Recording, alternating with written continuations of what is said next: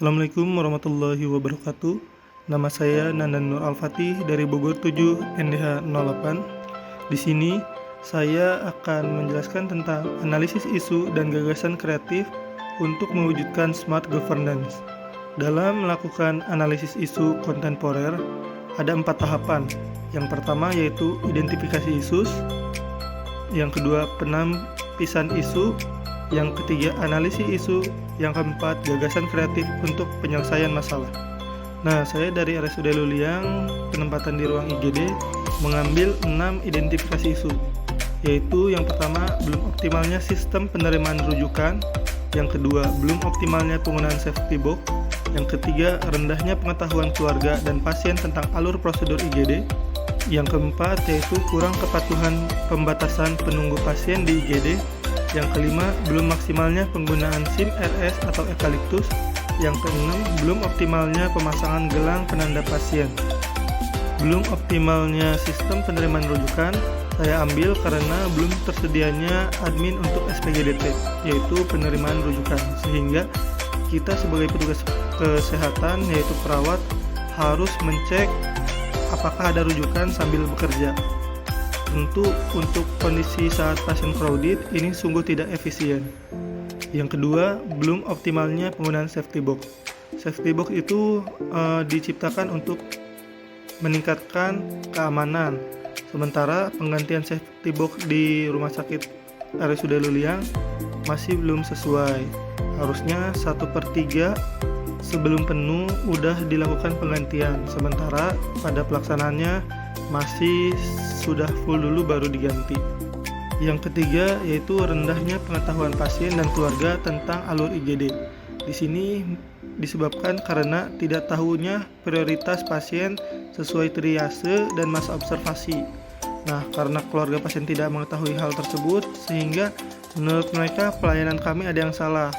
Entah itu karena terlalu lama ataupun mendahulukan pasien yang lain. Sementara itu padahal kita memprioritaskan sesuai dengan SOP yang ada, sehingga timbullah perspektif yang menyimpang dan tingkat kepuasan menurun. Yang keempat, kurangnya kepatuhan pembatasan penunggu pasien di IGD.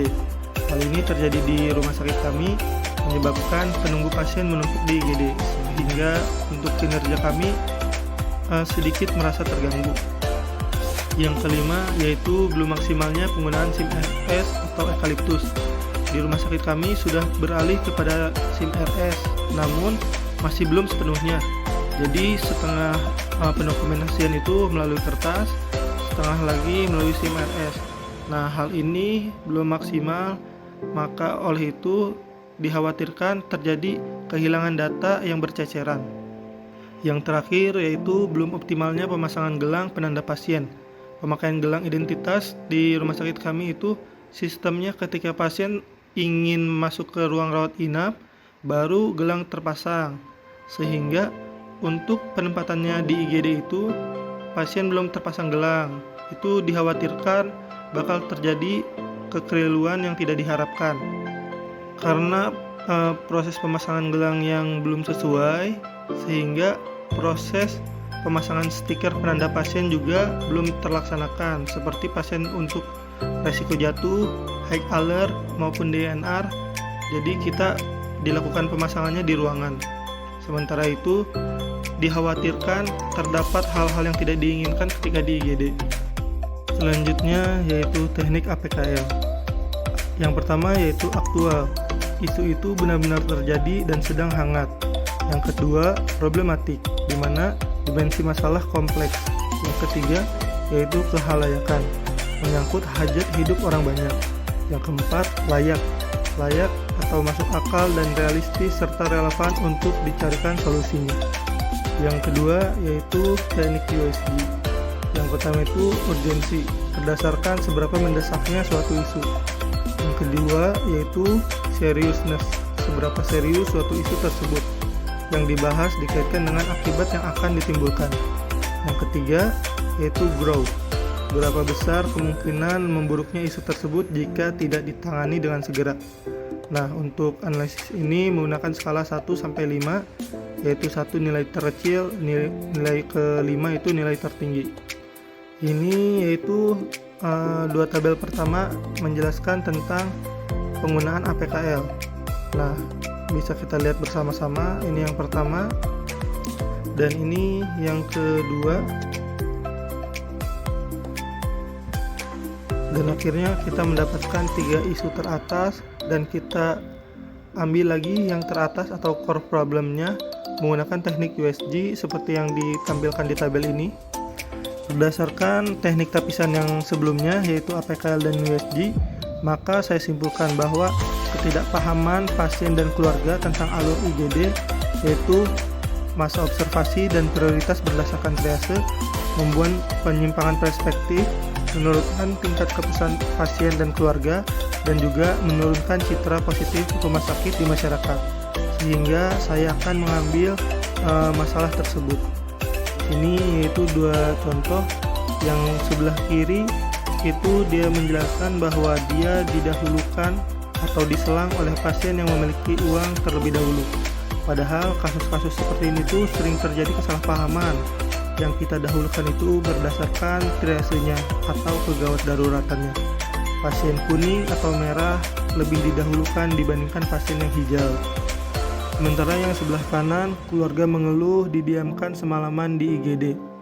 Padahal prosedur yang ada itu kita melakukan pemeriksaan sebagai bukti untuk menegakkan diagnosis, yaitu mengambil data penunjang dengan melakukan lab dan ronsen. Nah, di situ kita menunggu hasilnya. Setelah ada hasil, kita laporkan. Setelah dilaporkan, kita sesuaikan dengan masa observasi tergantung penyakitnya masing-masing, bukan didiamkan di IGD. Di IGD, pasien tidak didiamkan saja, melainkan mendapatkan penanganan awal seperti pemasangan infus dan pemberian obat awal. Memang terdapat masa observasi yang sehingga membuat perspektif bahwa pasien didiamkan, padahal itu dalam masa observasi. Setelah masa observasi lewat atau pasien dinyatakan boleh naik ke ruangan, kita langsung pindahkan ke ruangan. Di sini yaitu fishbone yang saya pakai. Untuk permasalahannya yaitu kurangnya pengetahuan keluarga dan pasien tentang alur IGD. Untuk penyebab-penyebabnya yaitu yang pertama produk, belum tersedianya media edukasi, poster dan banner. Terus selanjutnya yaitu promotion, kurangnya penyampaian informasi di luar IGD. Selanjutnya yaitu people, kurangnya pengetahuan pasien dan penunggu atau keluarga. Yang selanjutnya yaitu proses, belum optimalnya edukasi mengenai alur IGD. Untuk gagasan kreatif penyelesaian isu, berdasarkan identifikasi isu dengan menggunakan APKL dan juga USG. Selanjutnya menentukan akar masalah dengan menggunakan diagram fishbone. Isu yang menjadi prioritas adalah kurangnya pengetahuan keluarga dan pasien tentang alur IGD. Adapun gagasan yang dipilih untuk menyelesaikan gagasan tersebut adalah peningkatan pengetahuan pasien dan keluarga tentang alur IGD melalui pembuatan media komunikasi, informasi, dan edukasi. Mungkin itu saja yang dapat saya sampaikan, kurang lebihnya mohon maaf. Wassalamualaikum warahmatullahi wabarakatuh.